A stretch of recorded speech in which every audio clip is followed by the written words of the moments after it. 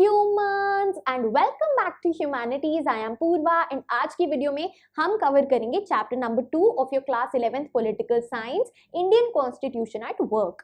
Rights in the Indian constitution. जब हमने chapter 1 में कॉन्स्टिट्यूशन व्हाई एंड हाउ के बारे में पढ़ा, हमें कॉन्स्टिट्यूशन क्यों चाहिए and how does it help us, how did it come into being, तो तब हमने पढ़ा था कि कॉन्स्टिट्यूशन के कुछ सब्सटैंटिव प्रोविजंस हैं जो हमें राइट्स बिस्टो करते हैं, राइट्स देते हैं। तो हम उन राइट्स के बारे में इन डिटेल में जानेंगे इस चैप्टर में। भारत का संविधान हमें कौन कौन सी राइट्स देता है। बिफोर मूविंग फॉरवर्ड मैं आपको बताना चाहूंगी कि बिल्कुल एनसीईआरटी एक्सप्लेनेशन बोरिंग लगती है क्योंकि सिर्फ और सिर्फ टेक्स्ट है, बस पढ़ते जाओ, ना कोई इमेज है ना कोई पीपीटी है। लेकिन this is the best way to go through the basic text, क्योंकि आपके जो क्वेश्चंस बन के आएंगे, चाहे क्लास 11th के एग्जाम्स हो, चाहे आप अगर एक गवर्नमेंट जॉब के लिए बेसिक तैयारी करना चाहते हैं एनसीईआरटी की, तो ये वीडियो बेस्ट रहेगी। Because without reading the NCERT तैयारी कभी भी फुल नहीं हो पाएगी। चलिए तो शुरू करते हैं।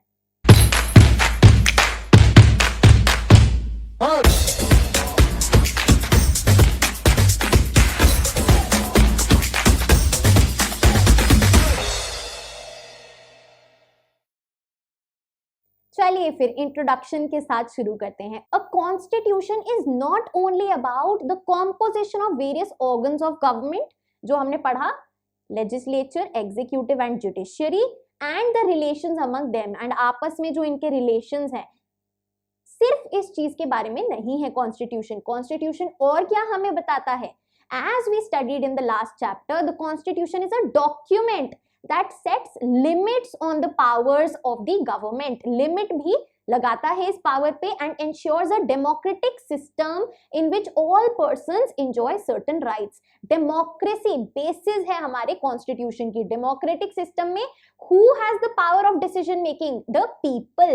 तो इस ही पावर को बिस्टो करने के लिए, इसी पावर को लोगों तक पहुंचाने के लिए क्या बनाई गई है? राइट्स बनाई गई हैं, जो कि हर एक इंडिविजुअल के पास होती हैं एक डेमोक्रेसी में। सिमिलरली इंडिया में all these rights are given to the citizens of India. In this chapter we shall study the fundamental rights, the basic rights contained in the Indian Constitution. Part 3 of the Constitution, जो Part 3 है Constitution का, उसमें आती हैं ये fundamental rights. So part 3 of the Constitution of India lists the fundamental rights and also mentions the limits on these. कब ये rights छीनी जा सकती हैं, limit करी जा सकती हैं। In the past 6 decades, पिछले 60 सालों में, the scope of rights has changed and in some respects expanded. ये rights और ज्यादा we can say strong हो गई हैं। After studying this chapter, you would know, हम क्या क्या जानेंगे इस chapter को पढ़ने के बाद, कि various fundamental rights कौन कौन सी हैं, right? What are those rights? How these rights are protected? ये basic rights कैसे हैं? क्या अगर गवर्नमेंट ये हमसे छीने या छीनना चाहे या हमारी राइट्स वायलेट हो तो हम क्या एक्शन ले सकते हैं? What role the judiciary has played in protecting and interpreting these rights? Judiciary ने क्या रोल प्ले किया है इन राइट्स को बचाने के लिए, इंटरप्रेटिंग यानी कि और ज्यादा इन राइट्स को क्लियर करने के लिए, इनका मतलब समझाने के लिए कि जी हाँ इस राइट के अंदर ये सब भी आता है। And what is the difference between the fundamental rights and directive principles of state policy? तो फंडामेंटल राइट्स एंड डीपीएसपी के बीच में क्या डिफरेंस है? One of the most important questions of this entire chapter. चलिए शुरू करते हैं। तो चैप्टर शुरू होता है कुछ केस स्टडीज के साथ। चलिए तो हमें यहाँ पे इंपॉर्टेंस ऑफ राइट्स समझाएंगे थोड़ी सी केस स्टडी करके। इन 1982 में during the construction work for Asian games, the government engaged a few contractors. कुछ कॉन्ट्रैक्टर्स गवर्नमेंट ने अपॉइंट किए कंस्ट्रक्शन वर्क करने के लिए। These contractors employed a large number of very poor construction workers. Contractors कौन होते हैं? जिन्हें ये पूरा ठेका दिया जाता है, राइट? पूरा रिस्पॉन्सिबिलिटी दी जाती है कि आपको ये कंस्ट्रक्शन वर्क कराना है, और उन कॉन्ट्रैक्टर्स के अंडर लेबरर्स होते हैं, राइट? तो जो वो कॉन्ट्रैक्टर्स थे उन्होंने बहुत सारे जो वर्कर्स थे उनको अपॉइंट किया, लेकिन उनको बहुत ही बुरी कंस्ट्रक्शन वर्क की सिचुएशन में रखा, right? So these contractors employed a large number of very poor construction workers from different parts of the country to build the flyovers and stadiums. बहुत सारे गरीब वर्कर्स को उन्होंने एम्प्लॉय किया और ये काम दे दिया। अब उन वर्कर्स के साथ क्या गलत हुआ कि इनको पुअर वर्किंग कंडीशंस में रखा गया एंड इनको मिनिमम वेज, जो मिनिमम वेज रेट है उससे भी कम जो है डेली का वेज क्या होता है, जैसे एक मंथ में सैलरी होती है वैसे डेली के वेजेस होते हैं, right, the amount to be paid to a worker. तो जो इनकी दिहाड़ी थी, जो इन्हें पर डे मिलती थी, वो भी बहुत ज्यादा कम थी from the minimum wage rate, जो कि गवर्नमेंट ने सेट किया हुआ है कि इससे कम किसी को आप नहीं दे सकते। तो काफी ज्यादा गलत है ये। नेक्स्ट देखते हैं, a team of social scientist studied their poor condition and petitioned the supreme court. तो ग्रुप ऑफ पीपल ने क्या किया, सुप्रीम कोर्ट में पेटिशन डाला regarding this. They argued that employing a person to work for less than minimum prescribed wage amounts to बेगार और forced labor, कि ये बेगार है, जो कि अलाउड नहीं है as per the Indian constitution. बेगार यानी कि फोर्स्ड लेबर, आप गलत तरीके से जो है मजबूरी में उनसे काम करा रहे हैं जबरदस्ती, क्योंकि आप मिनिमम वेज रेट भी उनको नहीं दे रहे, कम से कम जो डिसाइड किया हुआ है गवर्नमेंट ने, which is a violation of the fundamental right against exploitation। तो 6 टाइप्स की हम फंडामेंटल राइट्स पढ़ेंगे, उसमें से राइट अगेंस्ट एक्सप्लॉयटेशन के अंडर आता है जिसमें बेगार यानी कि फोर्स्ड लेबर को बैन किया गया है। तो सुप्रीम कोर्ट ने ये जो पेटिशन था इसको एक्सेप्ट किया और गवर्नमेंट को बोला कि आपको इंश्योर करना है, आपको ये ध्यान रखना है कि एक्चुअल में जो प्रिस्क्राइब्ड मिनिमम वेज रेट है वो सभी को मिल रहा है। क्लियर, आगे चलते हैं नेक्स्ट एग्जाम्पल पे। मचल Lalung was 23 when he was arrested। Arrest किया गया मचल लालुंग को। He was a resident of the Chuburi village of Morigaon district of Assam। Machal was charged of causing grievous injuries। He was found mentally too unstable to stand trial and was sent as under trial to Lokpriya Gopinath Bordoloi Mental Hospital in Tejpur for treatment। तो मचल लालुंग को arrest किया गया किस ground पे कि उन्होंने grievous injuries करी है, हर्ट किया है लोगों को। लेकिन जब उनका ट्रायल यानी कि केस चल रहा था तो वो मेंटली अनस्टेबल माने गए एंड इस वजह से उन्हें एक मेंटल हॉस्पिटल में डाल दिया गया। Machal was treated successfully and doctors wrote twice to the jail authorities in 1967 and 1996 that he was fit to stand trial।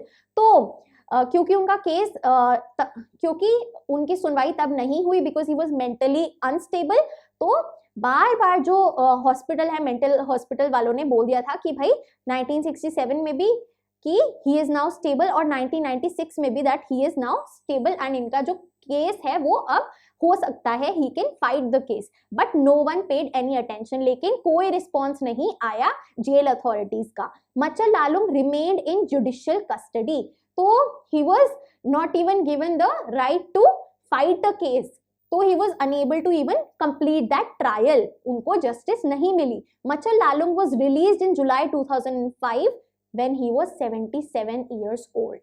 23 से 77 आप देख सकते हैं। He spent 54 years under custody during which his case never came up for hearing। He was freed when a team appointed by the National Human Rights Commission NHRC की एक team ने आके जो है इंटरवीन किया, इंटरप्ट किया, एक inspection करी for under trials in the state. जो लोग अंडर ट्रायल्स ही इतने साल तक गुजार देते हैं जिनका ट्रायल यानी कि केस कंप्लीट नहीं हो पाता। Machal's entire life was wasted because a proper trial against him never took place। Our constitution gives every citizen the right to life and liberty। This means that every citizen must also have the right to fair and speedy trial। अगर आप trial में ही इतने साल लगा देंगे तो ये हम लाइफ कब जिएंगे, हम अपनी फ्रीडम कैसे एक्सरसाइज करेंगे। Machal's case shows what happens when rights granted by the constitution are not available in practice। तो हमने पिछले चैप्टर में पढ़ा था ना कि केवल लिख देने से, एक कॉन्स्टिट्यूशन की किताब में केवल लिखने से, रिटन वर्ड से कुछ भी नहीं है जब तक वो प्रैक्टिस नहीं होती, जब तक वो लागू इम्प्लीमेंट नहीं होती। सो इससे हमें इंपॉर्टेंस ऑफ राइट्स समझ आता है कि केवल लिख के नहीं, लागू होके जो है राइट जो है एक कंट्री एक्चुअल डेमोक्रेटिक नेशन बन पाएगी। In the case of the first instance, यानी कि जो हमने पहला केस पढ़ा जहां पे कॉन्ट्रैक्टर्स को मिनिमम वेज रेट नहीं दिया जा रहा था, वहां पे भी there was a violation of the fundamental rights provided in the constitution, जिसमें राइट्स अगेंस्ट एक्सप्लॉयटेशन हमें दी गई है। But it was challenged in the court As a result, workers could get what was due to them, जितना उनका बनता था, and in the form of their rightful wages. The constitutional guarantee of the right against exploitation ensured justice to the workers. तो rights ऐसे जो है एक individual की डिग्निटी, फ्रीडम, वेलबींग को प्रोटेक्ट करती है एंड उसको जस्टिस दिलाती है. चलिए फिर अब चलते हैं बिल ऑफ राइट्स पे. बोथ दीज एग्जाम्पल्स जो हमने केस स्टडीज देखी लास्ट पेज पे, ये क्या दिखाती हैं? दे show the importance of having rights end of the actual implementation of the rights. एक चीज तो है जो आपके पास है हैविंग राइट्स, एक है इम्प्लीमेंटेशन, लागू होना, उसको यूज करना. जैसे कि हम क्या करते हैं, शॉपिंग तो कर लेते हैं, एक दो फंकी स्वेटर ले ली रणवीर सिंह को देख के, तो हमारे पास हैव तो हो गई, लेकिन क्या हम उसे यूज कर रहे हैं, वो होगा इम्प्लीमेंटेशन. तो जब दोनों ये चीज होगी, आप चीज खरीदोगे भी और उसको पहनोगे भी, तो हैविंग और इम्प्लीमेंटेशन होगी.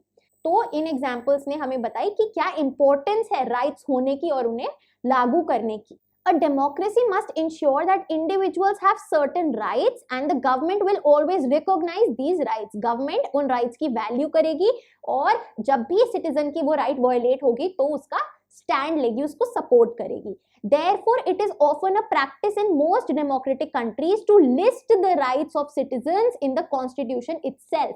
तो constitution में ही लिख दी हैं कि ये है हमारे citizen की rights, list कर दी हैं, यानी कि write down कर दी है.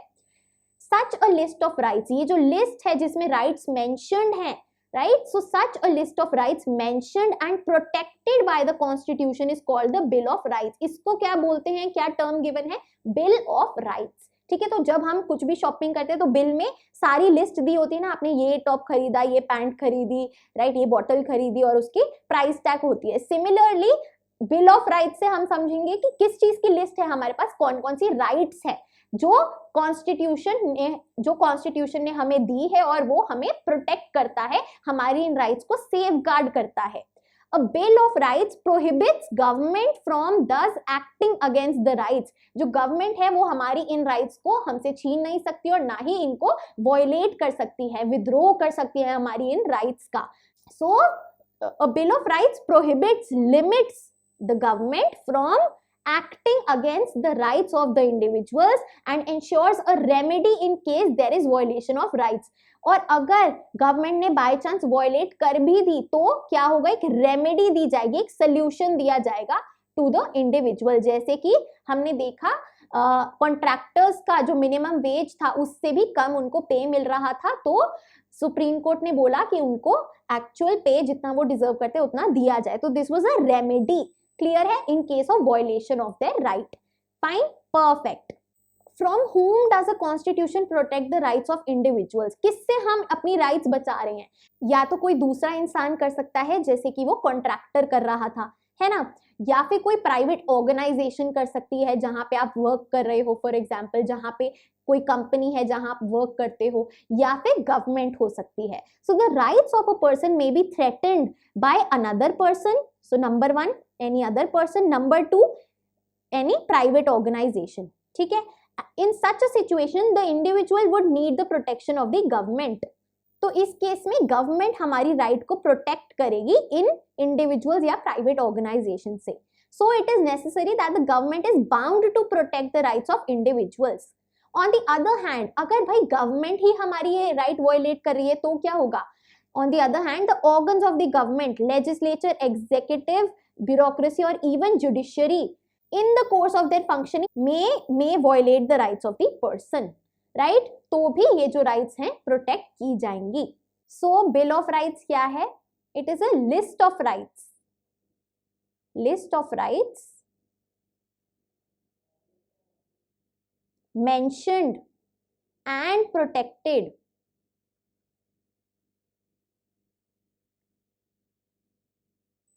by the constitution. और क्या करता है ये? गवर्नमेंट को प्रोहिबिट करता है, limit, prohibits the government, prohibits और limits the government from acting against these rights.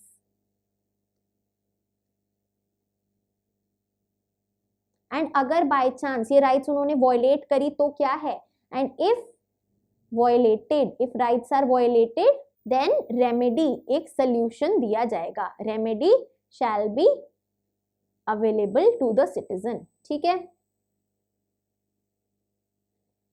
और किससे हमें प्रोटेक्ट करनी है ये rights? Who can violate these rights?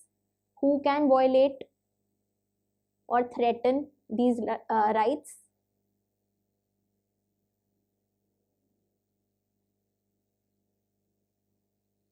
Number 1, any other person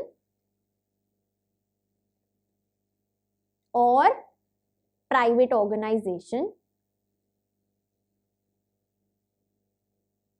and number 2, the government, जिसमें organs of government आ जाते हैं आपके legislature, executive and judiciary. Clear? Perfect. आगे चलते हैं. Fundamental rights in the Indian Constitution. During our freedom struggle, the leaders of freedom movement had realized the importance of rights and demanded that the British rulers should respect rights of the people. तो जब हमारा Indian national freedom struggle चल रहा था, जब हम आज़ादी के लिए लड़ रहे थे ब्रिटिशर्स से, तब हमारे जो लीडर्स थे, जो फोर फ्रंट में थे, राइट, तो उन्होंने क्या रियलाइज किया कि राइट्स बहुत ज़्यादा इंपॉर्टेंट है, और उन्होंने उस टाइम ब्रिटिशर्स से भी ये राइट्स डिमांड करी दैट हर एक इंसान की बेसिक राइट्स होती हैं and you should not violate them. The Motilal Nehru Committee had demanded a Bill of Rights as far as back as in 1928. बहुत इंपॉर्टेंट है, super super super important. Motilal Nehru committee ने bill of rights मांगा from the Britishers इन 1928. तो पहली बार India में bill of rights की अगर हम बात करें तो 1928 में by the Motilal Nehru committee हुई. बहुत इंपॉर्टेंट है. It was therefore natural that when India became independent and the constitution was being prepared, there were no two options on the inclusion and protection of rights in the constitution. तो जब हमने इतनी पहले ही मांग लिया था, now it was obvious to include a bill of rights in Indian constitution. The constitution listed the rights that would be specially protected and called them fundamental rights. तो constitution में ऐसी rights लिखी गई हैं जो स्पेशली प्रोटेक्टेड होंगी, जो बहुत ही एक्सेप्शनल सर्कमस्टांसेस में आपसे ली जाएंगी, but these are the basic rights which can not be violated, right, specially protected rights. The word fundamental suggests that these rights are so important that the constitution has separately listed them and made special provisions for their protection. Fundamental है, ये बहुत important है. Basic rights का मतलब है important rights. तो fundamental rights इतनी important है कि अलग से कॉन्स्टिट्यूशन के पार्ट 3 में इनको मेंशन किया गया है और स्पेशल प्रोटेक्शन दिया गया है. So the fundamental rights are so important, इतनी जरूरी है कि कॉन्स्टिट्यूशन ये इंश्योर कर रहा है कि गवर्नमेंट जो है इन राइट्स को वायलेट नहीं करेगी, क्योंकि अगर वो ऐसा करती है तो वो अनडेमोक्रेटिक की तरफ शिफ्ट हो जाएगी, right. So constitution limits the power of the government when it comes to fundamental rights. तो कॉन्स्टिट्यूशन इंश्योर कर रहा है कि ये जो राइट्स हैं ये खुद गवर्नमेंट भी वायलेट नहीं कर सकती. Fundamental rights are different from other rights available to us. कैसे देखते हैं जरा. While ordinary legal rights are protected and enforced by ordinary law, fundamental rights are protected and guaranteed by the constitution of the country, right. तो जो ordinary हमारी legal rights हैं वो कौन प्रोटेक्ट करता है? जो हमारी लॉ है. और जो हमारी फंडामेंटल राइट्स हैं वो कौन प्रोटेक्ट करे? कॉन्स्टिट्यूशन. ऑर्डिनरी राइट्स में be changed by the legislature. Legislature जो लॉ बनाती है, law making body, by ordinary process of law making, right. अगर हमें सीआरपीसी, सीपीसी में कोई चेंज लाना है, आईपीसी में, तो वो लेजिस्लेचर ला सकती है जो कि लॉ मेकिंग बॉडी है. बट फंडामेंटल राइट ऐसी चीज है जो कब चेंज होगी? जब कॉन्स्टिट्यूशन का अमेंडमेंट का पूरा प्रोसेस चलेगा, bye amending the constitution itself, right. So through amendments can only be the fundamental rights changed, right. So again क्या difference है? legal rights, law protect, ordinary law protect करता है and they can be changed by the ordinary process of law making by the legislature. Talking about fundamental rights, they are protected by the constitution and they can only be changed by amending the constitution. Amendments यानी कि change लाना constitution के अंदर. Besides this, इसके अलावा no organ of the government can act in a manner that violates them. तो केवल constitution ही है जो फंडामेंटल राइट्स को चेंज कर सकता है। तो और कोई ऑर्गन, चाहे वो लेजिस्लेचर हो, एग्जीक्यूटिव हो या जुडिशरी हो, वो इनको अमेंड या चेंज नहीं कर सकती अपने according. As we shall study below in this chapter, judiciary has the powers and responsibility to protect the fundamental rights from violations by actions of the government as well. तो protect कौन करेगा? अगर government ने किसी के साथ गलत किया तो जुडिशियरी ही है हमारी जो प्रोटेक्ट करेगी उस सिटीजन के राइट्स को, राइट? क्योंकि जुडिशियरी ही एक ऐसा प्लेटफॉर्म है जहां हम जाके अपनी समस्या बताते हैं एंड फिर उसका सोल्यूशन, जस्टिस हम एक्सपेक्ट करते हैं in return. So executive as well as legislative actions. Executive कौन होते हैं? जो इम्प्लीमेंट करते हैं हमारे लॉज को, है ना, जिसमें आपकी सारी ब्यूरोक्रेसी आ जाती है, ये सारे जो ऑफिसर्स होते हैं गवर्नमेंट के, right? So executive as well as legislative actions can be declared illegal by the judiciary if these violate the fundamental rights or restrict them in an unreasonable manner. अगर चाहे लॉ मेकिंग बॉडी लेजिस्लेचर भी कोई ऐसा law बना रही है जो कि अनफेयर है, अनजस्ट है, तो जुडिशरी के पास पावर है कि वो उसको रद्द कर दे, उसको वॉइड बना दे। और किस बेसिस पे? अगर वो फंडामेंटल राइट्स को वॉयलेट कर रही है। फॉर एग्जाम्पल, ऐसा लॉ बनाया गया कि only people of this caste और this colour can apply to this job, तो ये क्या है? इक्वालिटी की जो हमारी राइट है उसको वॉयलेट कर रहा है। सो कौन प्रोटेक्ट करेगा यहाँ पे? जुडिशरी। इसी को बोलते हैं judicial review.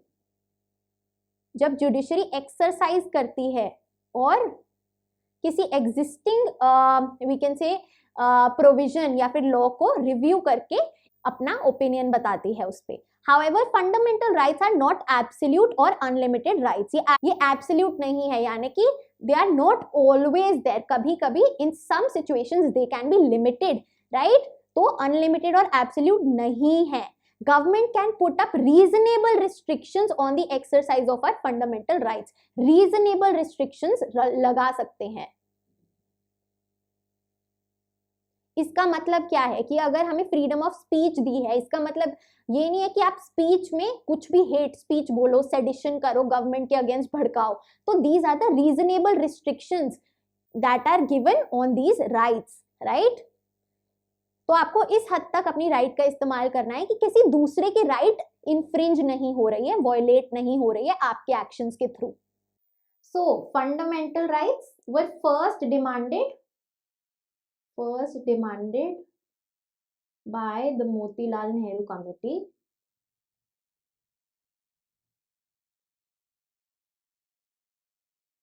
in 1928. So fundamental rights are fundamental in the sense that they are specially listed in the Constitution and specially protected with special protection. Constitution plus special protection है, right? What is the difference between any other legal right and fundamental right? That जो legal right है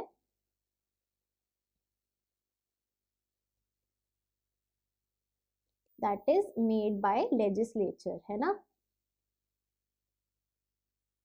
And the fundamental right is mentioned in the Constitution of India.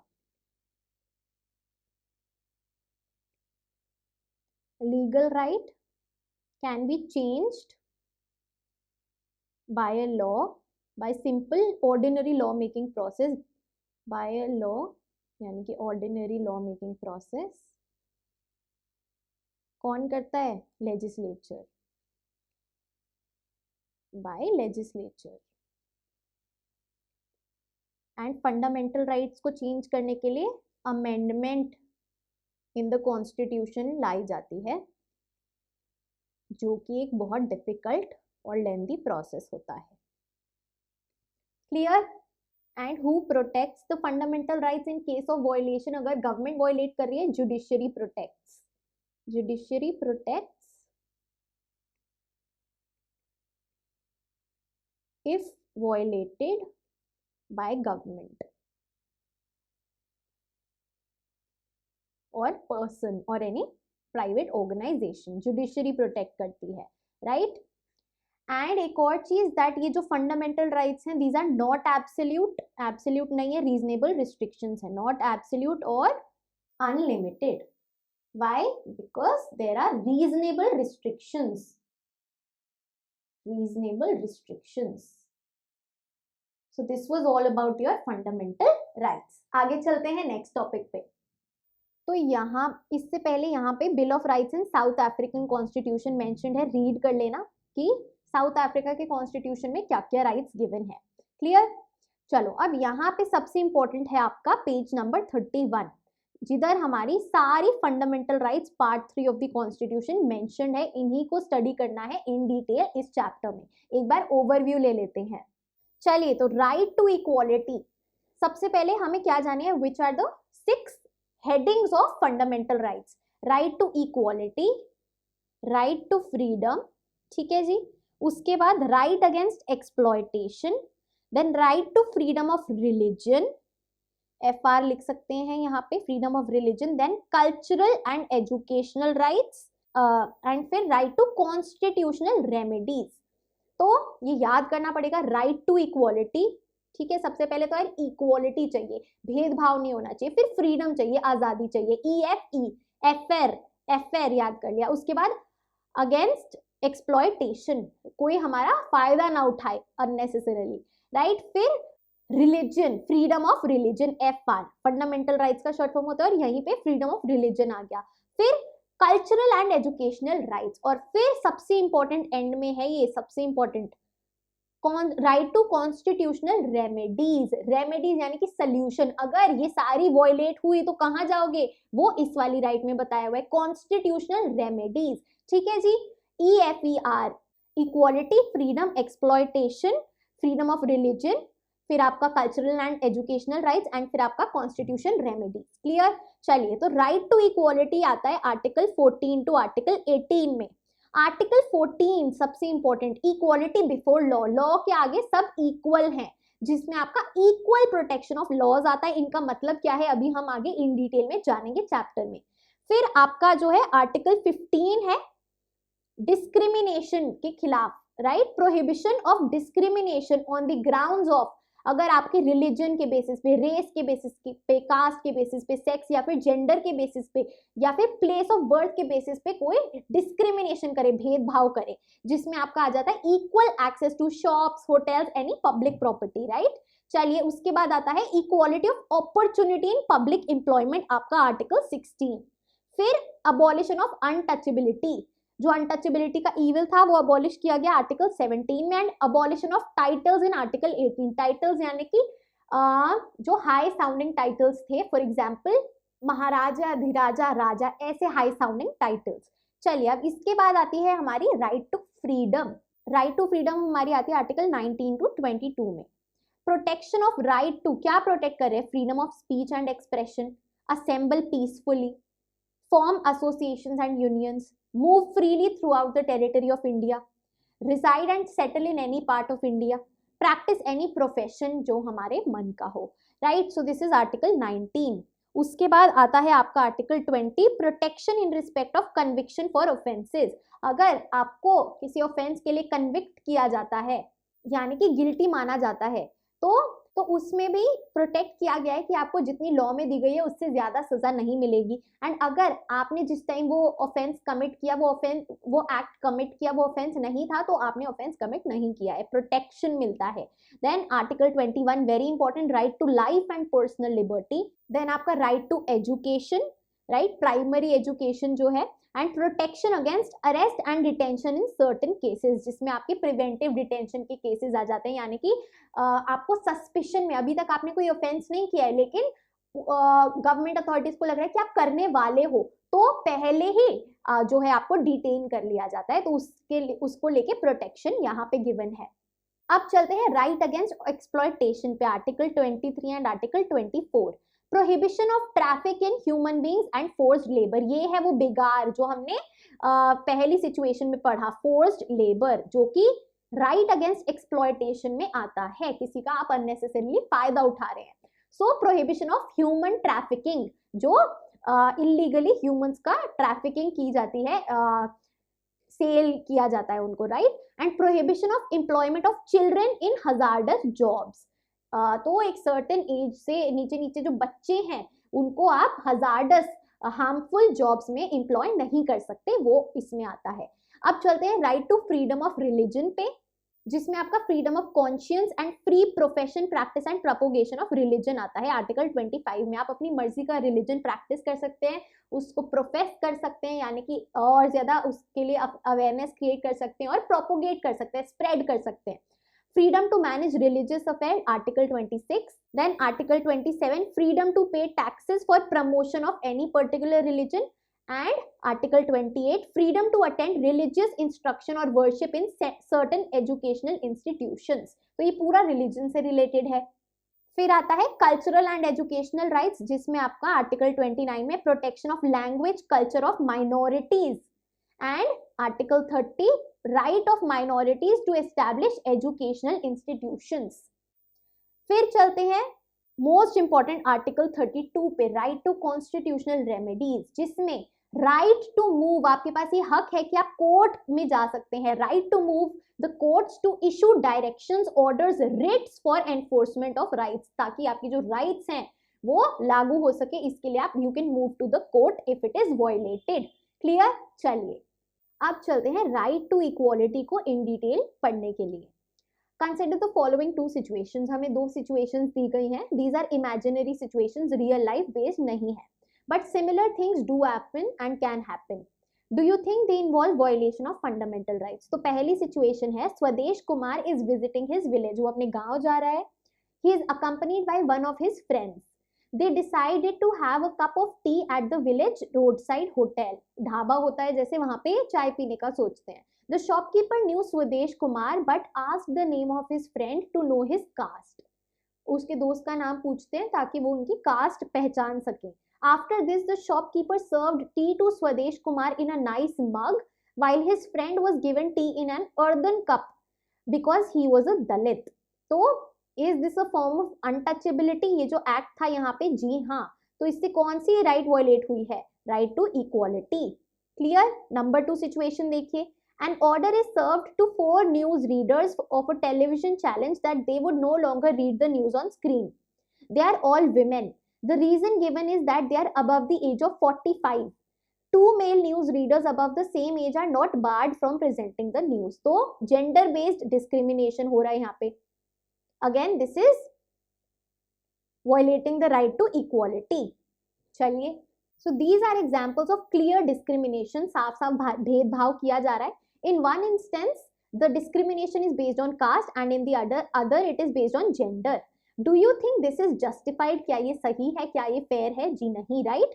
Right to equality tries to do away with यानी कि to remove such and other discriminations, to abolish such discriminations. It provides for equal access to public places like shops, hotels, places of entertainment, wells, bathing ghats and places of worship, यानी कि public places पे equal access सभी को मिले, किसी को भी भेदभाव ना किया जाए कि आप यूज कर सकते हैं लेकिन आप नहीं कर सकते।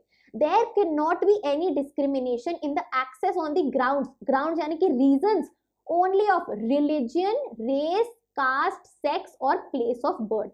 इन बेसिस पे आप भेदभाव नहीं कर सकते, चाहे वो किसी का रिलीजन हो, किसी की रेस हो यानी कि एथनिसिटी हो, जो उनका नस्ल के बेस पे जो कहते हैं, कास्ट, सेक्स यानी कि जेंडर और प्लेस ऑफ बर्थ, यहाँ पे बॉर्न हुए हैं तो भेदभाव करें इस बेसिस पे, not allowed. It also prohibits any discrimination in public employment on any of the above mentioned places। आप अगर कोई पब्लिक एम्प्लॉयमेंट का मतलब क्या है, गवर्नमेंट जॉब में भी आप इन बेसिस पे जो है डिस्क्रिमिनेशन नहीं कर सकते, अपॉर्चुनिटी इन पब्लिक एम्प्लॉयमेंट में। This right is very important because our society did not practice equal access in the past, क्योंकि पहले हिस्ट्री में देयर वाज कास्ट सिस्टम जो कि बहुत ज्यादा डीप रूटेड था, जिसकी वजह से अनटचेबिलिटी जो कि एक ईविल बन गया सोसाइटी में by treating the lower caste people very very poorly, right? The practice of untouchability is one of the crudest manifestations of inequality. This has been abolished under the right to equality. The same right also provides that the state, यानी कि government shall confer no title on a person except those who excel themselves in military or academic field. आप military field में जैसे lieutenant होते हैं, colonel होते हैं, major होते हैं, ये टाइटल्स तो अलाउड हैं. एकेडमिक फील्ड के भी जैसे डॉक्टर, ये सब अलाउड है, लेकिन कोई ऐसा हाई साउंडिंग टाइटल्स जैसे राजा, महाराजा नहीं अलाउड है.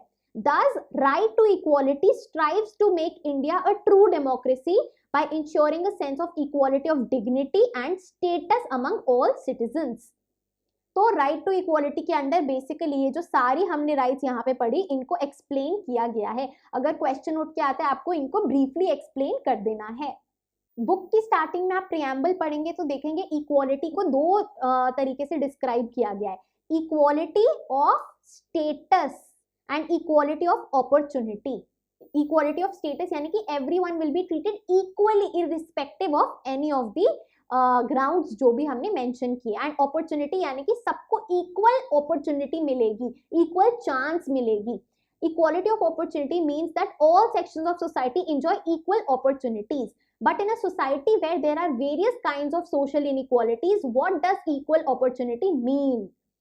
The Constitution clarifies that the government can implement special schemes and measures for improving conditions of certain sections of society. जो backward sections हैं जैसे कि children, women, जिनको past time से ही जो है weak consider किया गया या फिर सोशली इक्वल नहीं कंसिडर किया गया है, उनको प्रमोट करने के लिए जो गवर्नमेंट है वो स्पेशल स्कीम्स या मेजर्स यूज कर सकती है. And socially and educationally backward classes. तो इक्वालिटी ऑफ अपॉर्चुनिटी के अंदर ही जो एक पॉजिटिव मेजर आता है that is reservations. Reservations provide की गई हैं for other backward classes, for scheduled castes, for scheduled tribes, for women. Why? So that ये equality of opportunity जो है ये लागू हो सके, implement हो सके.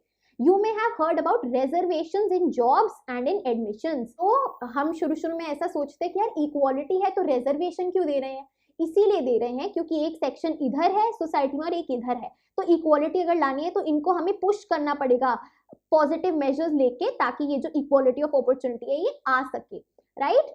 और इधर से मेरा मतलब क्या है कि ड्यू टू द सोसाइटी जो चलता आ रहा है, right, from our roots, caste system, women were again they were pushed back, the lower castes were again pushed down कि आपका जो काम है वो केवल है to treat the upper classes. So in fact article 16 clause 4 of the constitution clearly यानी कि explicitly clarifies that a policy like reservation will not be seen as a violation of right to equality. ये कोई violation नहीं है बल्कि ये एक positive measure है जो उसको इस right को promote कर रहा है. If you see the spirit of constitution, this is required for the fulfillment of the right to opportunity, right to equality of opportunity, कि सबको equal opportunity मिले. जैसे कि ये रहा हमारा article 16 clause 4. Nothing in this article shall prevent, कुछ भी नहीं रोकेगा स्टेट को from making any provisions for the reservation of appointments और posts in favour of the backward class of citizens which in the opinion of state is not adequately represented in the services under the state. ऐसे जो sections हैं जिनको representation उतनी नहीं मिल रही है, जैसे कि अगर हम बात करें जो आपका लेजिस्लेचर है, पार्लियामेंट है, उसमें विमेन जो है वो बहुत कम रिप्रेजेंट की जाती हैं. तो दैट इज वाई क्या डिमांड है कि रिजर्वेशन मिले विमेन को, at least 1/3 seats should be reserve for women. Article 21 क्या कहता है? Protection of life and personal liberty. No person shall be deprived of his life or personal liberty except according to the procedure established by law. Procedure established by law क्या है? जो हमारी working of law है कि अगर आप कोई crime करते हैं तो जो है आपके कॉन्सिक्वेंसेस, अगर आप कोई ऑफेंस करते हैं कमिट तो आपको कॉन्सिक्वेंसेस फेस करने होंगे. तो इन एक्सेप्शंस के अलावा आपको फुल राइट है to life and personal liberty. यहाँ देखते हैं right to freedom. Equality and freedom, freedom को लिबर्टी भी हम बोलते हैं, are two rights that are most essential to a democracy. It is not possible to think of the one without the two, क्योंकि जहां पे फ्रीडम होगी वहीं पे तो आप इक्वालिटी डिमांड कर पाएंगे, है ना, and vice versa. Liberty means freedom of thought, आप कुछ भी सोच सकते हैं, उसको एक्सप्रेस कर सकते हैं और वैसा एक्शन ले सकते हैं। Freedom of thought, expression and action. So liberty means freedom of T, चाय, थॉट, एक्सप्रेशन एंड एक्शन। याद हो गया, thought, expression and action. However, it does not mean freedom to do anything that one desires or likes. आपको ये भी ध्यान रखना है कि किसी और की फ्रीडम आप वायलेट नहीं कर रहे या आप कोई ऑफेंस कमिट नहीं कर रहे। If that were to be permitted, अगर बोल देते भाई जो मन में आ रहा है वो करो, तो बहुत ज्यादा क्राइम होता सोसाइटी में, है ना, सबकी फ्रीडम एंजॉय नहीं कर पाते सब अपनी freedom. Therefore, freedoms are defined in such a manner that every person will enjoy her freedom without threatening freedom of others and without endangering the law and order of the society. Clear? So reasonable restrictions है इस पे।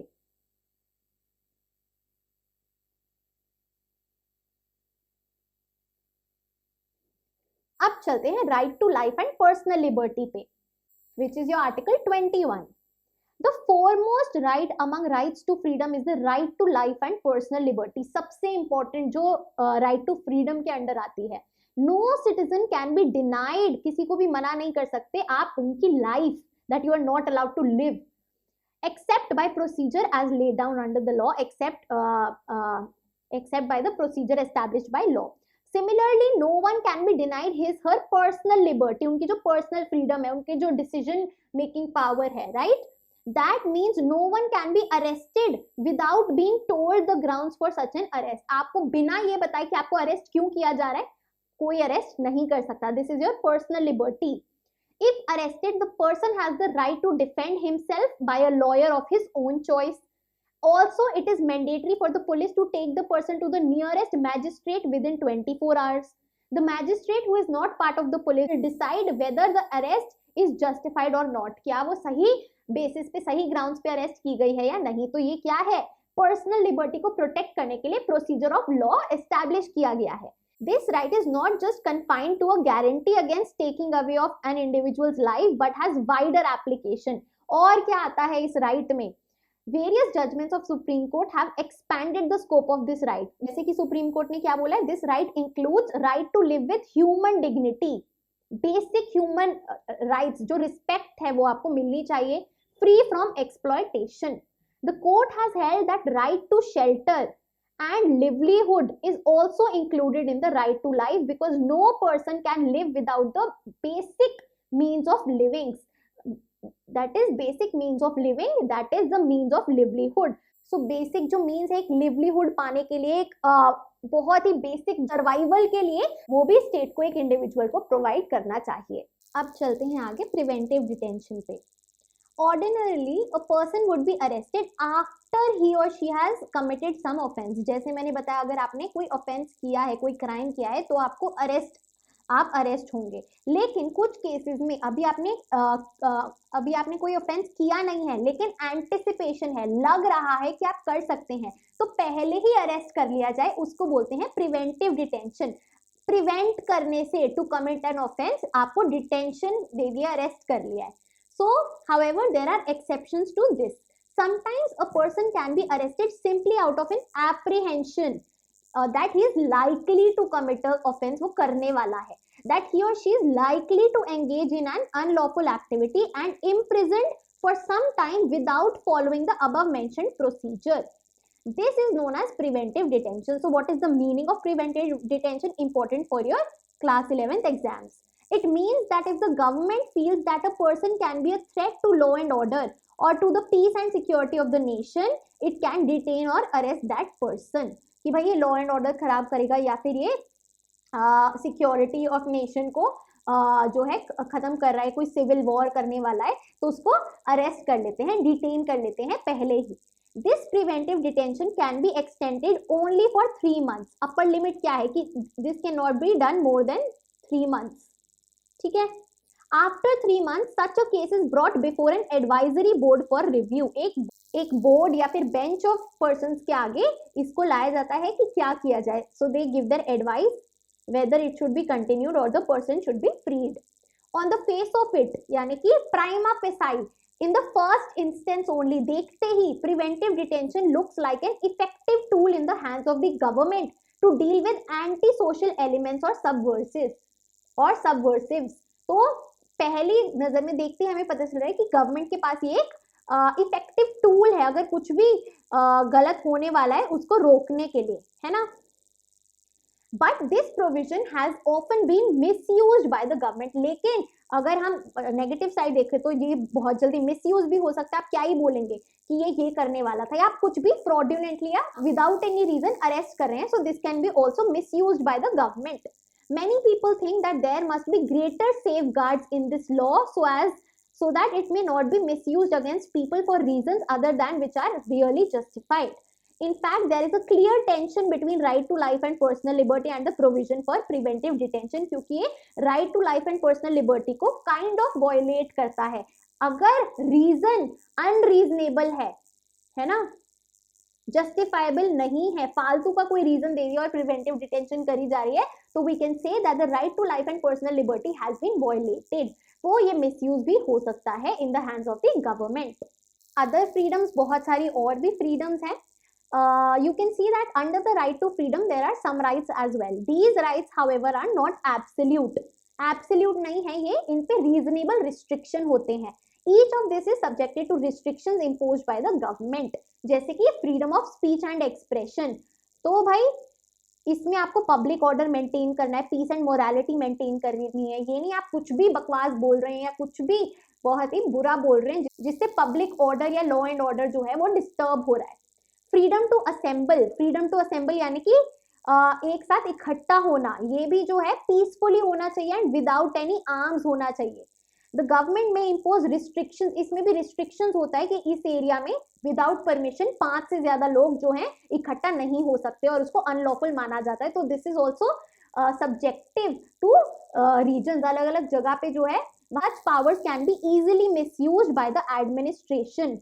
The genuine protest against an act or policy of government, जैसे कि protest करते हैं लोग मिलके, तो तभी जो है आप देखेंगे जो गवर्नमेंट है कई बार वो धुआं सा उड़ा देती है, राइट, वहां पे लाठी चार्ज हो जाता है क्योंकि वो अनलॉफुल होता है, क्योंकि जो राइट टू असेंबली है वो उधर परमिशन लेके नहीं कही गई है एंड दैट इज अनलॉफुल। लेकिन अगेन ये गवर्नमेंट के पास एक वी कैन से एडवांटेज है which can be misused, which can again hamper the democratic process, क्योंकि डेमोक्रेसी में आपको प्रोटेस्ट करने का भी जो है वो फ्रीडम है, राइट है। However, if the people are aware and vigilant in regard of their rights and choose to protest against such acts of administration, such misuse becomes rare. In the Constituent Assembly itself, some members had expressed their dissatisfaction about restrictions on rights. So again थोड़ी सी जो authority है government के पास, they can misuse it, but people have to be aware and they have to raise their voice wherever they feel that their rights are being compromised. Now this is also very important, अगर किसी पे कोई accusation है कि इन्होंने ये offence किया या क्राइम किया, तो उनके पास क्या राइट्स है? Rights of accused. Our constitution ensures that persons accused of various offenses would also get sufficient protection. We often tend to believe that anyone who is charged with some offense is guilty.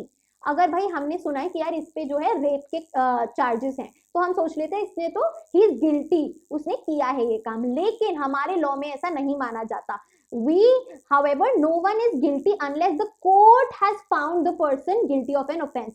So a person is considered to be innocent until proven guilty by the court. It is also necessary that a person accused of any crime should get adequate opportunity to defend himself or herself. तो उसको he has the right to choose his own lawyer, है ना, to defend himself, right? To ensure a fair trial in courts, the Constitution has provided 3 rights. No person would be punished for the same offense more than once. किसी को भी, इसको बोलते हैं double jeopardy. A person cannot be punished twice for the same offense. अगर उसने एक बार offense किया, क्राइम किया, तो उसको बाद 2 बार सजा नहीं मिलेगी, ठीक है। No law shall declare any action as illegal from a back date. इसको बोलते हैं so no ex post facto. It is prospective in nature, retrospective in nature नहीं है।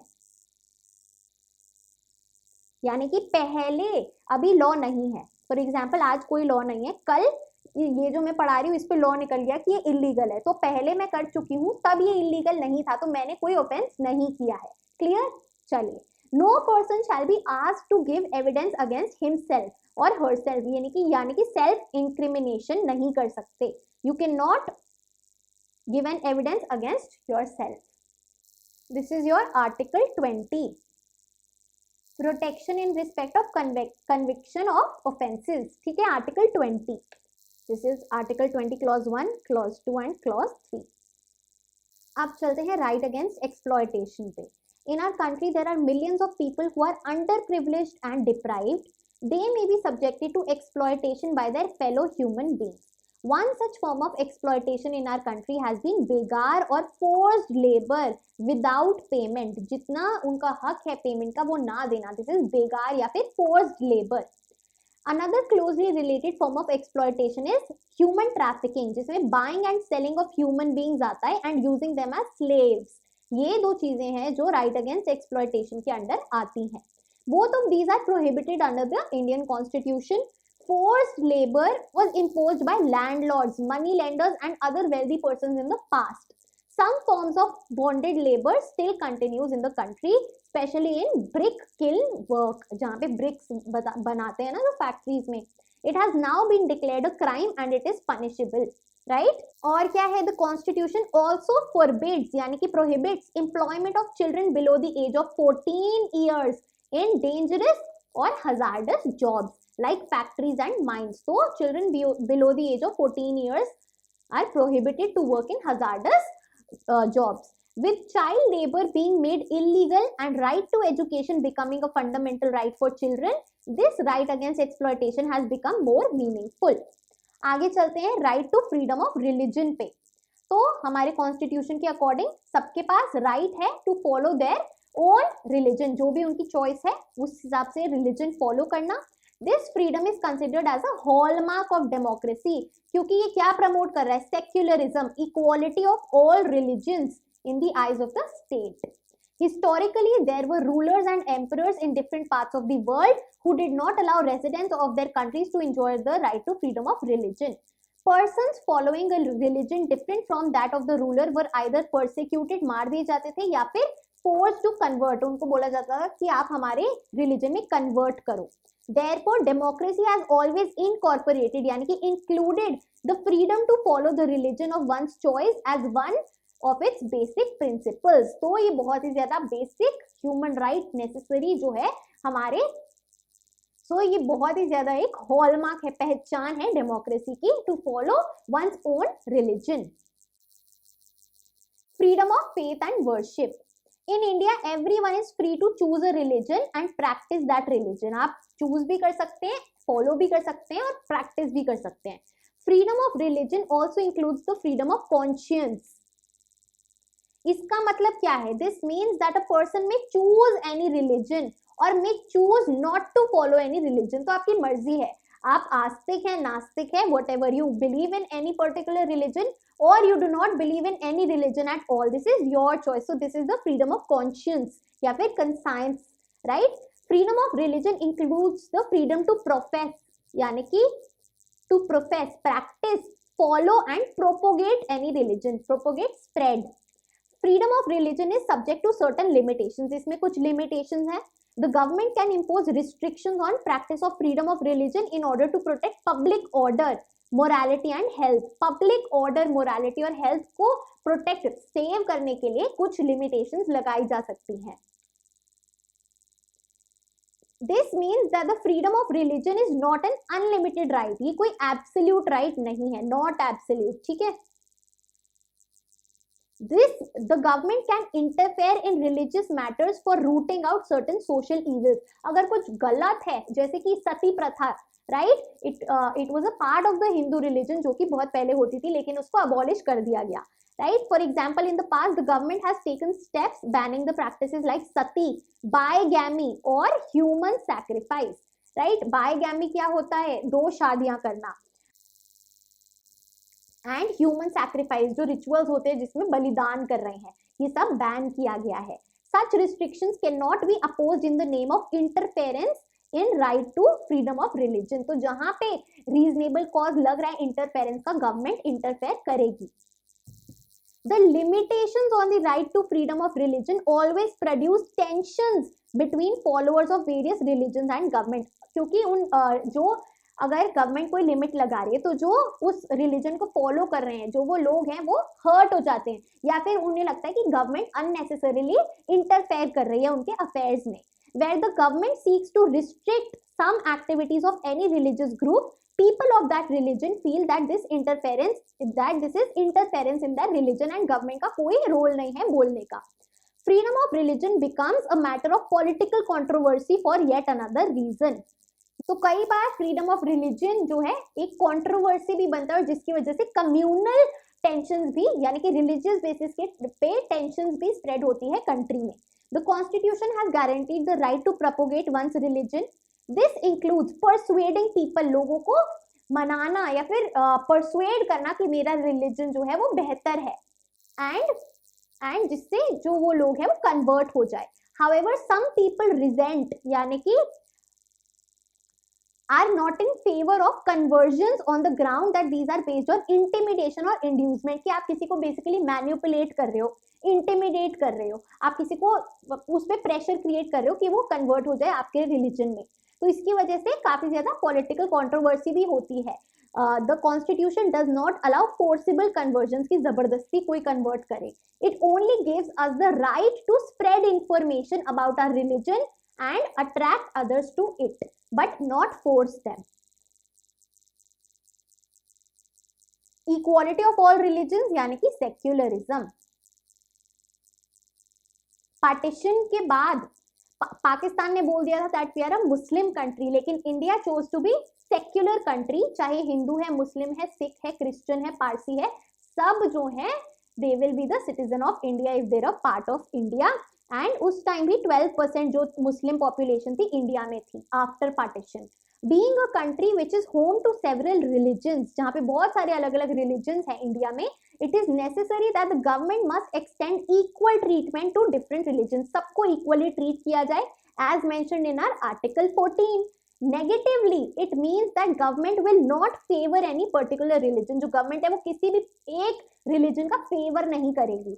वो होता है ना, बायसनेस नहीं होनी चाहिए. India does not have any official religion. India का खुद का कोई रिलीजन नहीं है, इसीलिए इसको बोले जाते हैं that we are a secular country. We don't have to belong to any particular religion in order to be a prime minister or president or judge or any other public official. We have also seen that under the right to equality, there is a guarantee that government will not discriminate on the basis of religion in giving employment. सब हम पढ़ चुके हैं.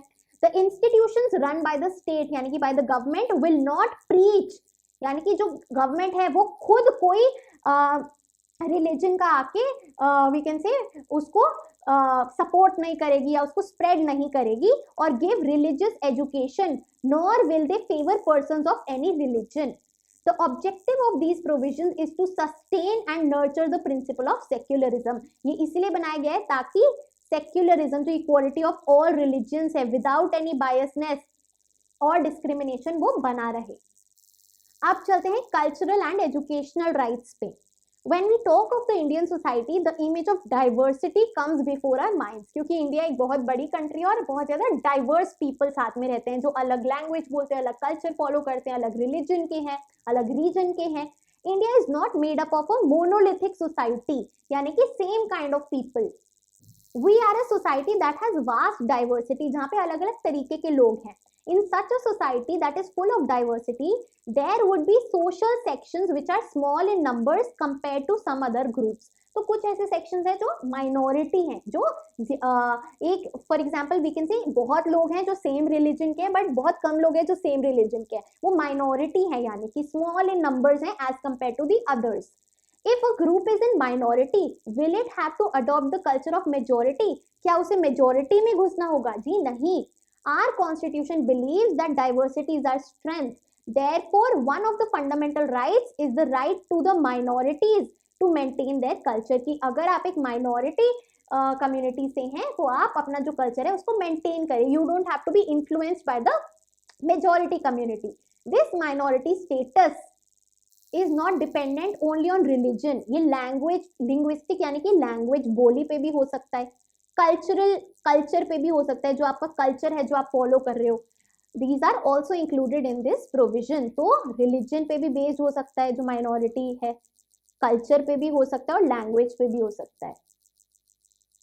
Minorities are groups that have common language or religion in a particular part of the country or in the country as a whole.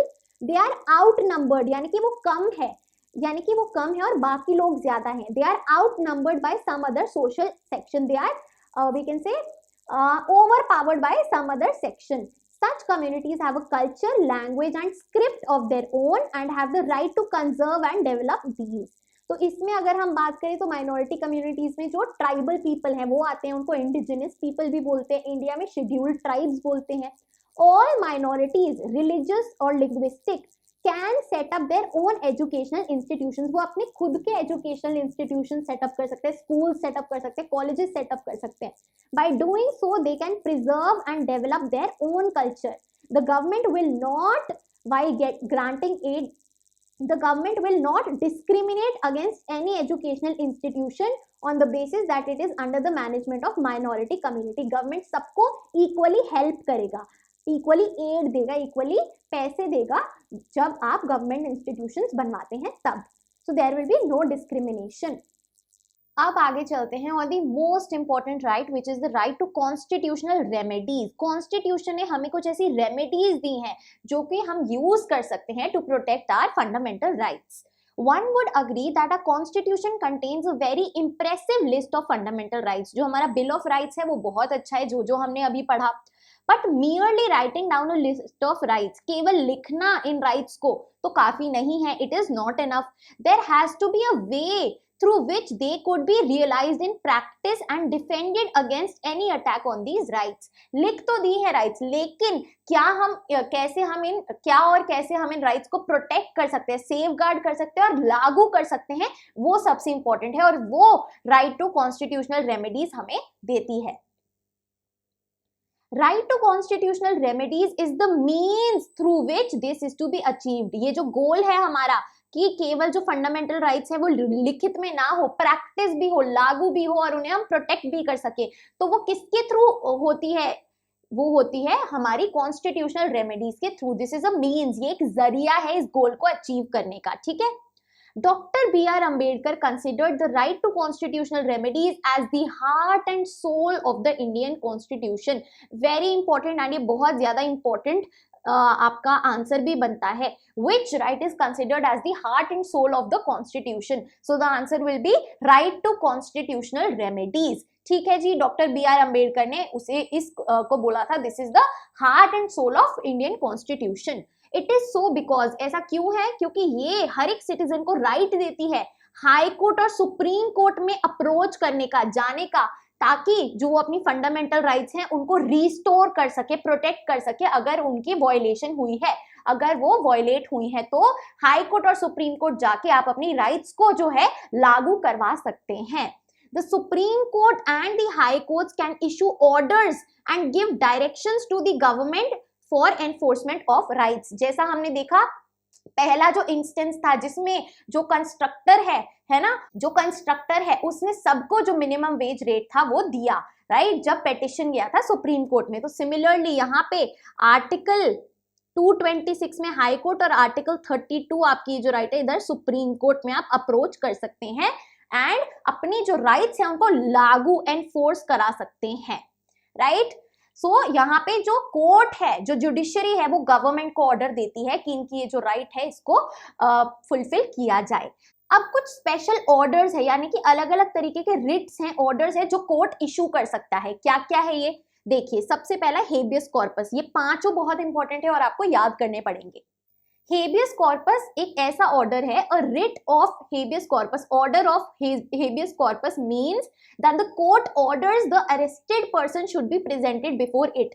जैसे हमने पढ़ा है ना, अगर किसी पर्सन को अरेस्ट किया जाता है तो विद इन 24 आवर्स मैजिस्ट्रेट के सामने उसे पेश किया जाता है ना. लेकिन अगर ऐसा नहीं होता है या फिर ऐसा है कि उस पर्सन को without informing the grounds of his arrest कि उसे क्यों अरेस्ट किया गया है, तो जो कोर्ट है वो क्या रेट देगी, हेबियस कॉर्पस की, कि जो अरेस्टेड पर्सन है उसको हमारे सामने लाया जाए एंड फिर वो कह सकती हैं कि इस अरेस्टेड पर्सन को छोड़ दिया जाए, फ्री कर दिया जाए अगर जरूरत पड़ती है, इफ मैनर जो तरीका है उनके अरेस्ट का और रीजन है अरेस्ट का वो गलत है, नॉट लॉफुल है या फिर अनरीजनेबल है, जिससे कोर्ट सेटिस्फाइड नहीं है, तो हेबियस कॉर्पस यानी कि bring the arrested person and फिर उसको फ्री कर दिया जाए अगर उसके साथ उसकी कोई राइट वॉयलेट हुई है।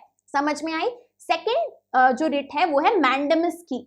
मैंडेमस क्या है, एक ऐसी रिट है जो कब इशू करता है कोर्ट, जब कोर्ट को पता लगता है कि कोई ऐसा पर्सन है that a particular office holder is not doing his legal duty and thereby is infringing on the right of an individual, यानी कि जो ऑफिसर है जिसे वो ड्यूटी करनी है वो उसको परफॉर्म नहीं कर रहा है, तो एक इंडिविजुअल की जो राइट है वो इन्फ्रिंज हो रही है। यानी कि जब एक ऑफिशियल अपना काम नहीं कर रहा है तो ये वाली रिट लगाई जाती है। नंबर 3 है प्रोहिबिशन, किसी को रोक रहे हैं, प्रोहिबिट कर रहे हैं। So this writ is issued by a higher court, high court या फिर supreme court, when a lower court, जब डिस्ट्रिक्ट कोर्ट, लोअर कोर्ट क्या करता है, ऐसा केस जज करता है जो उसकी ज्यूरिसडिक्शन में नहीं आता, यानी कि जो उसके अंडर नहीं फॉल करता, यानी कि कोर्ट ऐसा इशू एंटरटेन कर रहा है, ऐसा केस सुन रहा है जो उसके अंडर फॉल ही नहीं करता। ज्यूरिसडिक्शन यानी कि अगर कोई मैटर दिल्ली में हुआ है, दिल्ली से रिलेटेड है, तो दिल्ली में ही उसकी सुनवाई होगी, तो वो ज्यूरिसडिक्शन दिल्ली के में आएगा, लखनऊ के में नहीं आएगा। क्लियर। सो यहाँ पे फिर प्रोहिबिशन की रिट इशू होती है, ऑर्डर इशू होता है। And number 4 is quo warranto, with what authority. If the court finds that a person is holding office but is not entitled to hold that office, it issues the writ of quo warranto and restricts that person from acting as an office holder।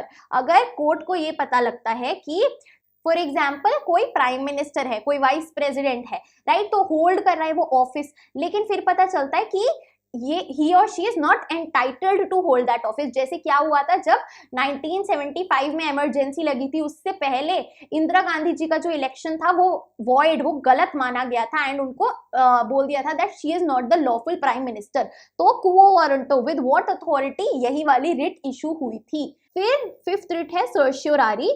Under this writ, the court orders a lower court or another authority to transfer a matter pending before it to the higher authority or court।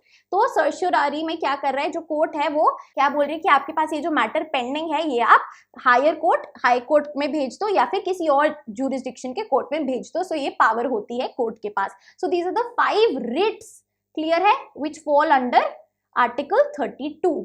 बहुत important है, इस पे answer बनता ही बनता है। Apart from the judiciary, many other mechanisms have been created in later years for the protection of rights। और भी बहुत सारे mechanisms हैं, जैसे कि National Commission on Minorities, National Commission on Women, National Commission on Scheduled Castes। तो ऐसे commissions बनाए गए हैं जो कि कोई भी अगर राइट वॉयलेट होती है तो उनको प्रोटेक्ट कर सकते हैं। सो अदर देन जुडिशरी कौन से ऐसे मैकेनिज्म्स हैं, आपका national commission on minorities, national commission on women, national commission on scheduled castes, national human rights commission, right. These institutions protect rights of women, minorities or Dalits. Besides, the National Human Rights Commission has also been established by law to protect the fundamental and other kinds of rights। Clear? और यहाँ पे National Human Rights Commission के बारे में details दी गई हैं, you can read it। अब इसी के साथ जो हमारा फंडामेंटल राइट्स वाला टॉपिक था वो कवर होता है। अब हम आते हैं लास्ट पार्ट पे, जिसमें हम directive principles of state policy के बारे में जानेंगे। बहुत इंपॉर्टेंट है, ध्यान देना है, क्योंकि हमें फंडामेंटल राइट्स और डीपीएसपी के बीच का डिफरेंस भी समझना है। तो directive principles of state policy, short form में डीपीएसपी, क्या है जानते हैं। The makers of our constitution knew that independent India was going to face many challenges। बहुत सारी प्रॉब्लम्स आने वाली हैं। Foremost among these, सबसे पहली जो चैलेंज थी वो क्या था, to bring about equality and wellbeing of all citizens. Equality लाए जाए हमारे अनइक्वल सोसाइटी में और सारे ही जो सिटीजन्स हैं उनकी वेलबींग इंश्योर करे, एक सोशलिज्म, वेलफेयर ऑफ ऑल का फैक्टर हो। They also thought that certain policy direction was required for handling these problems। तो कुछ ऐसी गाइडलाइंस, कुछ ऐसी गोल्स होनी चाहिए जो कि गवर्नमेंट को मोटिवेट करे इन प्रॉब्लम्स को सॉल्व करने के लिए। At the same time, the constitution did not want future governments to be bound by certain policy decisions। तो क्या होता है, देयरफॉर कुछ गाइडलाइंस जो हैं वो लिखी जाती हैं कॉन्स्टिट्यूशन में, लेकिन ये लीगली एनफोर्सिएबल नहीं है। they were not made legally enforceable। Legally enforceable यानी कि अगर किसी गवर्नमेंट ने इनको फॉलो नहीं किया, लागू नहीं किया, तो हम जो सिटीजन्स हैं हम कोर्ट के पास जाके ये नहीं बोल सकते कि देखो ये गलत हुआ है और आप हमें एक रेमेडी दो, पनिश करो। So these are not legally enforceable. We can not say कि गवर्नमेंट ने ऐसा नहीं किया, that the government was bound to do so, ऐसा नहीं है, ये केवल एक गाइडलाइंस है। Fine. So this means that if a government did not implement a particular guideline, we cannot go to the court asking the court to instruct the government to implement that policy. Thus these guidelines are non-justiciable. So यहाँ पे highlight कर लो, not legally enforceable यानी कि non justiciable. Non justiciable यानी कि ये ऐसे part हैं कॉन्स्टिट्यूशन के जो जुडिशियरी एनफोर्स नहीं करवा सकती, लागू नहीं करवा सकती। क्लियर? जिसपे हमें जस्टिस नहीं मिल सकती। Those who framed our constitution thought that the moral force behind these guidelines would ensure that the government would take them seriously। क्योंकि ये guidelines constitution में लिखी गई हैं, ये government को motivate करेगी welfare of the people और equality implement करने के लिए। Besides, they expected that the people would also hold the governments responsible for implementing these directives।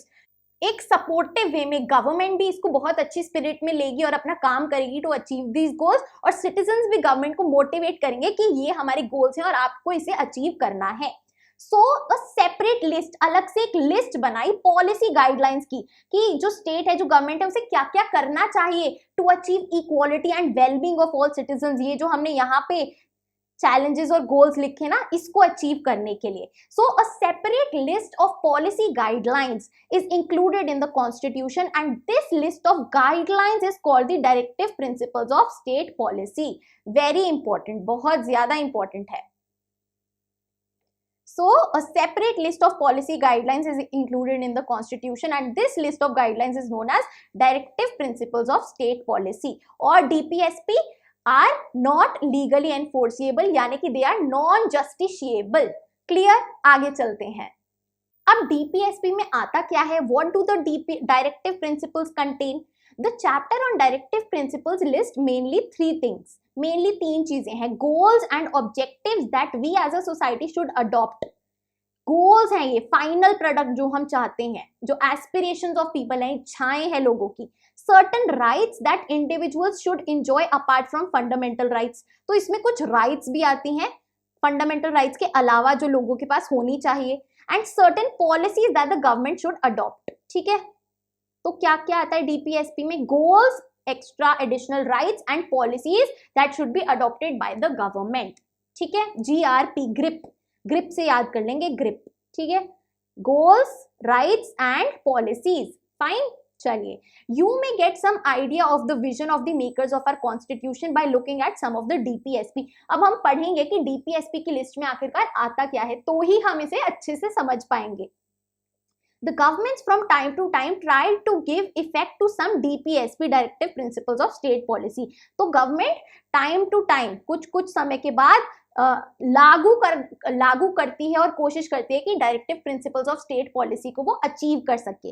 They pass several zamindari abolition bills. Land reforms में जमींदारी abolish करी गई, जो कि equality की तरफ एक स्टेप है। बैंक्स को नेशनलाइज किया गया for social welfare of the people.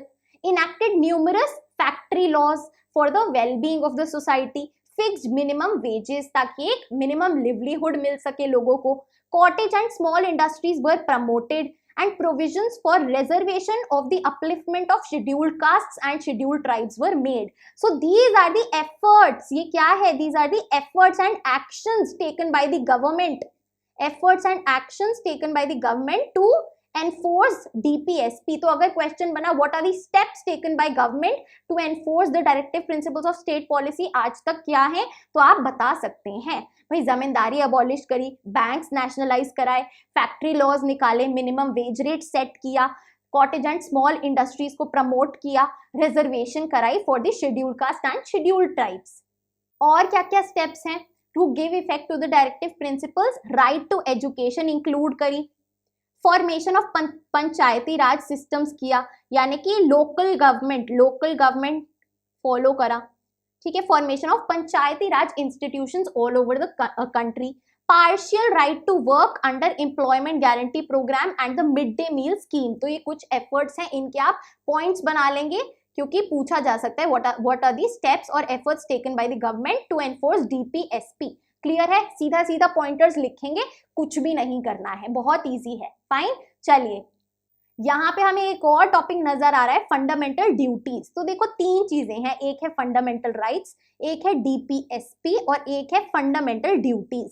तो फंडामेंटल राइट्स किसके लिए है? दोनों के लिए है, सिटीजन्स के लिए भी और स्टेट के लिए भी, यानी कि गवर्नमेंट के लिए भी, कि भाई सिटीजन्स की ये प्रोटेक्ट हो रही है राइट और स्टेट को ये राइट वायलेट नहीं करनी। डीपीएसपी किसके लिए है? गवर्नमेंट के लिए, स्टेट के लिए है कि ये आपको करनी चाहिए चीजें। और फंडामेंटल ड्यूटीज किसके लिए है? सिटीजन्स के लिए है। सिटीजन्स के लिए गोल्स लिखे गए हैं कि उनकी क्या ड्यूटी है अपनी कंट्री के लिए। तो directive principle of state policy is for the state, यानी कि for the government, and fundamental duties is for the citizens. समझे बात? चलिए, सो इन 1976 the 42nd amendment of the constitution was passed, और 42nd अमेंडमेंट को ही मिनी कॉन्स्टिट्यूशन ऑफ इंडिया बोला जाता है।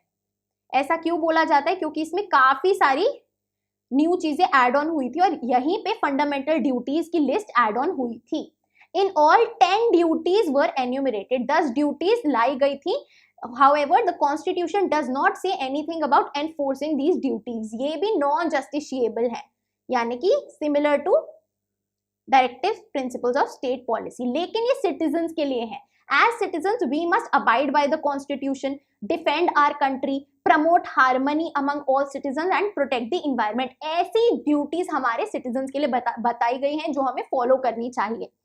लेकिन ये जो लास्ट पॉइंट है, ये क्या कह रहा है? ये कह रहा है कि आप चाहे ये ड्यूटीज फॉलो करो ना करो, आपको जो हमने फंडामेंटल राइट्स दी हैं वो आपके पास हमेशा रहेंगी। So the inclusion of fundamental duties has not changed the status of fundamental rights. Even if you do not follow the fundamental duties, you will still enjoy the fundamental rights. आपके पास वो rights अभी भी है।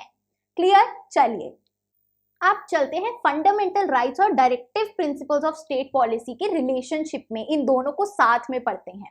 यहाँ पे पहले देखिए directive principles बताए गए हैं, हमने तीन चीजें पढ़ी, ग्रिप है ना, गोल्स, आपकी राइट्स जो कि नॉन जस्टिशिएबल है, जिसके लिए आप कोर्ट नहीं जा सकते, and policies.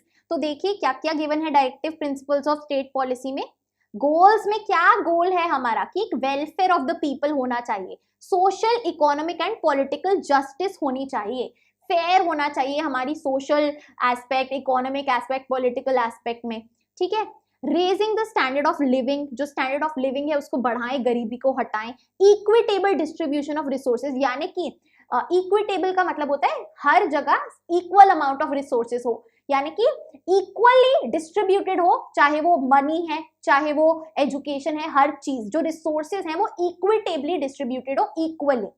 Promotion of international peace, तो ये गोल्स हैं जो इंडिया को अचीव करने हैं, ठीक है। नॉन जस्टिशिएबल राइट्स क्या है जो गवर्नमेंट को करनी चाहिए? एडिक्वेट लिवलीहुड, आप एक ऐसा मिनिमम लिवलीहुड के आप मीन्स दीजिए अपने सिटीजन्स को ताकि वो अपनी लिविंग जो है गुजार सकें। Equal pay for equal work for main and women, दोनों मेन एंड विमेन को सेम काम के लिए सेम पैसे मिलने चाहिए। राइट अगेंस्ट इकोनॉमिक एक्सप्लॉयटेशन, किसी को भी इकोनॉमिकली एक्सप्लॉयट ना किया जाए, जैसे हमने वो मिनिमम वेज रेट पढ़ा था ना, तो वो इसकी तरफ एक स्टेप है। राइट टू वर्क, सबके पास राइट टू वर्क है। Early childhood care and education to children below the age of 6 years दी जाए। आगे देखते हैं पॉलिसीज में क्या क्या है। यूनिफॉर्म सिविल कोड अप्लाई किया जाए। यूनिफॉर्म सिविल कोड क्या है कि पूरे भारत का, पूरे इंडिया का एक ही जो है लॉ हो। तो जैसे कि जो पर्सनल अफेयर्स होते हैं जैसे मैरिज, डिवोर्स, कस्टडी, ये सब ना मुस्लिम लॉ में अलग होता है, हिंदू लॉ में अलग होता है, राइट। तो ये सारा कुछ सेम हो जाए सबके लिए, ये यूनिफॉर्म सिविल कोड है जो अभी तक चर्चा तो चल रही है, अप्लाई नहीं हुआ है। Prohibition of consumption on alcohol, liquor, ban किया जाए अल्कोहल को। प्रमोशन ऑफ कॉटेज इंडस्ट्रीज, जो स्मॉल कॉटेज इंडस्ट्रीज हैं, वोकल फॉर लोकल जैसे चलाए, made in India, right. Prevention of slaughter of useful cattle, जो एनिमल को जैसे मारा जाता है, स्लॉट किया जाता है, राइट, तो वो ना किया जाए। And promotion of village panchayat, Panchayati Raj system को प्रमोट किया जाए लोकल गवर्नमेंट्स के लिए, राइट, ताकि वहां पे भी और ज्यादा इफेक्टिव जो है पॉलिसीज हो पाए। So it is possible to see both fundamental rights and directive principles as complementary to each other. दोनों साथ में चल रहे हैं, जैसे टी और शुगर है वो कॉम्प्लीमेंट्री हैं, साथ में यूज होते हैं। फंडामेंटल राइट्स रिस्ट्रेन, रोकती है गवर्नमेंट को फ्रॉम डूइंग सर्टेन थिंग्स, लेकिन जो डायरेक्टिव प्रिंसिपल्स हैं वो क्या कर रही है, वो प्रमोट कर रही है, गवर्नमेंट को बोल रही है आप स्टेप्स लीजिए। So directive principles on the other hand exhort the government, push the government to do certain things. वो restrain कर रही है, fundamental rights restrain कर रही है, government को रोक रही है, and ये exhort कर रहे हैं, push कर रहे हैं कि करिए।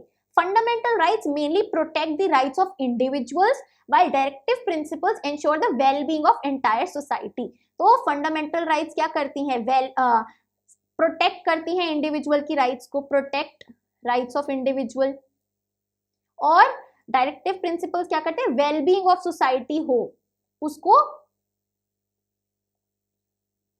अचीव करने के लिए बनाए गए हैं। तो ये गोल्स हैं दोनों, है ना। However, at times when government intends to implement directive principles of state policy, it can come in conflict with fundamental rights of citizens. तो ऐसी एक प्रॉब्लम आई थी कि जब गवर्नमेंट जो है directive principles of state policy को लागू करना चाह रही थी, उसकी वजह से जो फंडामेंटल राइट्स है सिटीजन की वो छिन रही थी, वॉयलेट हो रही थी। So this problem arose when the government sought to pass laws on the abolishment of zamindari system. तो जब गवर्नमेंट ने जमींदारी सिस्टम को अबॉलिश करना चाहा तो ये problem I. These measures were opposed on the ground that they violated right to property, की जो right to property है हमारे पास, that we can have control over property, ये right to property पहले fundamental right थी, तो इसमें clash आया। However, keeping in mind the societal needs that are greater than individual interests, the government amended the constitution, constitution में change लाया गया to give effect to directive principles of state policy, and right to property जो है वो फिर एक legal right बना दी गई थी fundamental right से हटा के। This led to a long legal battle, बड़ी इस पे cases हुए, legal battle चली। The executive and judiciary took different positions, सबके अपने अपने opinions थे। Government claimed that rights can be abridged, यानी कि violated for giving effect to directive principles of state policy। तो government ने बोला directive principles को अगर हम लागू करें तो rights violate की जा सकती हैं, लेकिन अगेन जो जुडिशरी है उसने बोला कि जी बिल्कुल नहीं, फंडामेंटल राइट्स इंपॉर्टेंट है, आप उसको जो है वॉयलेट नहीं कर सकते। This argument assumed that rights were a hindrance to welfare of the people, यानी कि जो राइट्स हैं, जो फंडामेंटल राइट्स हैं वो एक प्रॉब्लम बन रही हैं, एक हर्डल बन रही हैं लोगों के भले के लिए, वेलफेयर ऑफ पीपल के लिए, जबकि ऐसा नहीं होना चाहिए। On the other hand, the court held the view that fundamental rights were so important and sacred, sacred यानी कि holy, that they cannot be limited, उनको हम violate नहीं कर सकते चाहे डायरेक्टिव प्रिंसिपल्स के लिए ही क्यों ना हो। सो कोर्ट का ये कहना था। This generated another complicated debate. This related to the amendment of the constitution. The government was saying that parliament can amend any part of the constitution. तो government है, जो state है, वो क्या कह रही है कि पार्लियामेंट जो लॉ मेकिंग बॉडी है वो कॉन्स्टिट्यूशन का कोई भी पार्ट अमेंड कर सकती है, चेंज कर सकती है, चाहे वो फंडामेंटल राइट्स क्यों ना हो, चाहे वो पार्ट 3 ही क्यों ना हो। So the court was saying that parliament can not make an amendment that violated fundamental rights. तो कोर्ट ने बोला भाई जो भी अमेंडमेंट लानी है पार्ट 3 को आप नहीं छू सकते, फंडामेंटल राइट्स को आप नहीं चेंज कर सकते। और इसी का जो फेमस डिसीजन है वो किस में आया, the Kesavananda Bharati case. Very important, very very very important. So this controversy was settled by the important decision of the supreme court in Kesavananda Bharati case. इस केस में सुप्रीम कोर्ट ने बोला कि जो बेसिक स्ट्रक्चर है कॉन्स्टिट्यूशन का उसको चेंज नहीं कर सकते, that can not be amended, basic structure can not be amended. So the court said that there are certain basic features of the constitution and these cannot be changed by the parliament, क्योंकि अगर आप इसको change करोगे तो हम समझेंगे पूरा constitution ही change हो गया है। तो वो जो कॉन्स्टिट्यूएंट असेंबली में इतने साल लगा के हमारा ये जो कॉन्स्टिट्यूशन बनाया ये अनडेमोक्रेटिक हो जाएगा अगर इसके बेसिक स्ट्रक्चर को ही हम चेंज कर देंगे। क्लियर है? इसको हम गहराई में पढ़ेंगे in the last chapter which is chapter number 9, constitution as a living document. Clear है? केशवानंदा भारती के जरूर लिख के आएंगे अगर क्वेश्चन आता है तो। इसी से रिलेटेड एक बार राइट टू प्रॉपर्टी के बारे में पढ़ लेते हैं।